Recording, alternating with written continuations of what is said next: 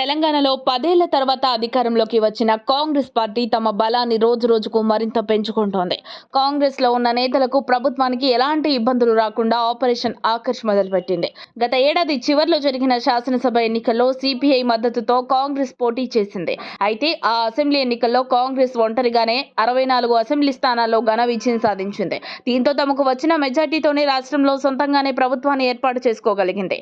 మిత్రపక్షమైన CPI నేత కొత్తగూడెంలో కూనంనేని సాంబశివరావు గెలుపొందారు. దీంతో అసెంబ్లీలో హస్తం కూటమి బలం 65కు చేరింది.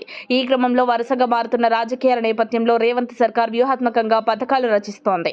పార్లమెంటు ఎన్నికల ముందు వరకు అటు బీఆర్ఎస్ ఇటు బీజేపీ నేతలు ఏ క్షణమైనా కాంగ్రెస్ ప్రభుత్వం కూలిపోతుందని స్టేట్మెంట్స్ ఇచ్చారు.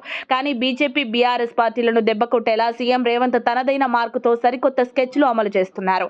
రేవంత్ వ్యూహాలు అర్థం కాక ఓవైపు బీఆర్ఎస్ మరోవైపు బీజేపీ గిలగిలా కొట్టుకుంటున్నాయి. కాంగ్రెస్ ప్రభుత్వాన్ని మీరు కూల్చాలని ప్రయత్నిస్తే మేం హస్తాన్ని బలపెట్టి నిలబెడతామని సవాల్ విసిరారు. ఈ నేపథ్యంలోనే బీజేపీ బీఆర్ఎస్ నేతలపై ఆపరేషన్ ఆకర్ష్ ని వేగవంతం చేశారు. పార్లమెంట్ ఎన్నికలకు షెడ్యూల్ వచ్చిన వెంటనే కారు పార్టీకి చెందిన 3 ఎమ్మెల్యేలను కాంగ్రెస్ లో చేర్చుకునే కేసీఆర్ ని కోలుకోలేని దెబ్బకొట్టాడు రేవంత్.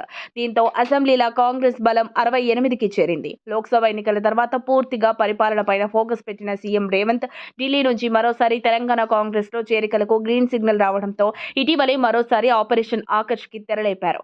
లోక్సభ ఎన్నికల తర్వాత బీఆర్ఎస్ కి పెద్ద దిక్కు అయిన మాజీ speaker sitting MLA Pocharam Srinivas రెడ్డికి కాంగ్రెస్ బల విసిరింది. ఈ నేపథ్యంలోనే ఆయనకు కాంగ్రెస్ కండువా కప్పేశారు. దీంతో పోచారం హస్తంగుటికి చేరడంతో శాసనసభలో కాంగ్రెస్ బలం 69కి చేరింది. ఇక తాజాగా ఇటీవలే పోచారం బాటలో జగిత్యాల ఎమ్మెల్యే సంజయ్ కుమార్ సహా చేవెళ్లకు చెందిన బీఆర్ఎస్ ఎమ్మెల్యే కాళ యాదయ్య కూడా కాంగ్రెస్ కండువా కప్పుకోవడంతో అసెంబ్లీలో కాంగ్రెస్ బలం 71కి చేరింది. మున్ముందు ఈ సంఖ్య పెరిగే అవకాశం ఉంది. ఇప్పుడున్న సందర్భంలో బీఆర్ఎస్ పరిస్థితి చూస్తుంటే హస్తంగుటికి మరో డజన్ మంది ఎమ్మెల్యేలు చేరే ఛాన్స్ కనబడుతోంది. అసెంబ్లీ ఎన్నికల్లో బీఆర్ఎస్ ఓటమితో కేసీఆర్ కు ఎంఐఎం కూడా హ్యాండ్ ఇచ్చినట్లే కనబడుతోంది. అధికార హస్తం పార్టీకి ఓవైసీ పార్టీ దగ్గరైంది. ఈ దూకుడు చూస్తుంటే అసెంబ్లీలో రేవంత్ సర్కార్ కి డోకా లేదని చెప్పాలి. రేవంత్ సొంతంగా ఇప్పుడు 71 మంది ఎమ్మెల్యేలతో ప్రభుత్వాన్ని నడుపుతున్నారు. అందులో భాగంగా బీఆర్ఎస్ ఎమ్మెల్యేలను చేర్చుకుంటూ బీఆర్ఎస్ ను మానసికంగా బలహీనంగా మార్చేస్తోంది.